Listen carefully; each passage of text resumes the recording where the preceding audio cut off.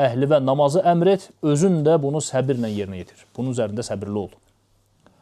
La nəs'əluka rizqa, səndən ruzi istəmirik, nəhnu nərzuquq, səni ruziləndirən bizik, vəl-əqibətu lit-təqva, gözəl aqibət də təqvaya bağlıdır, təqva ilə də. Bu da Allahdan olan bir əmrdir, öz Peyğəmbərinə, Allah Teala Peyğəmbərinə sallallahu aleyhi ve sellem əmr eləyir ki, namaz qıl, əhləvə də namazı əmr et.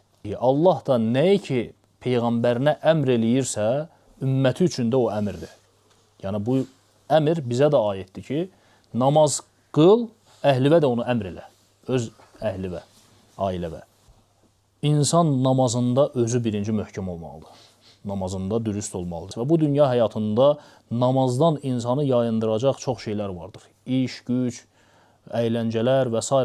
şeylər ki, səni namazdan yayındırır. Elə insan var ki, onu yuxu namazdan yayındırır, yatır qalır namazları. Elə insan var, tənbəlliklə dolayı namazı tərk edir, namazı qılmır. Tənbəllik onu yayındırır.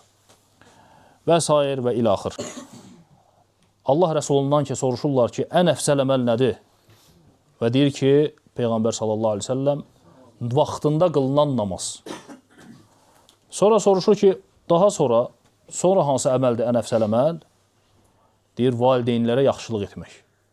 Namaz və valideynlərə yaxşılıq etmək. Ən gözəl əməllərdir.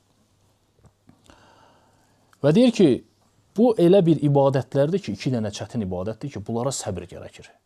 Namazı vaxtında qılmağa, namazın xüsusən də soyuq havada, fəcr namazı olsun və yaxud deyək ki, ayrı namazlar, indi onlara gələcək. Vaxtında yerinə yetirmək həqiqətən də səbir tələb edir və həmçinin valideynlərə itaət məsələsi də səbir tələb edir. Ola bilər, valideynin sənə ağır söz desin, səni danlasın, hətta insan böyük, yekə kişidir, amma ona baxmayaraq valideyni görürsən ki, onunla yenə də uşaq kimi davranır.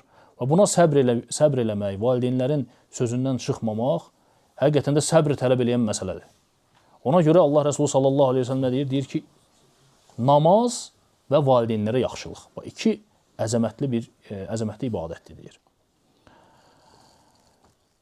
Və bu şeydə deyir, çalışmaq lazım, insan bezməsin bu şeylərdən. Valideynə itaətdir, namazdır.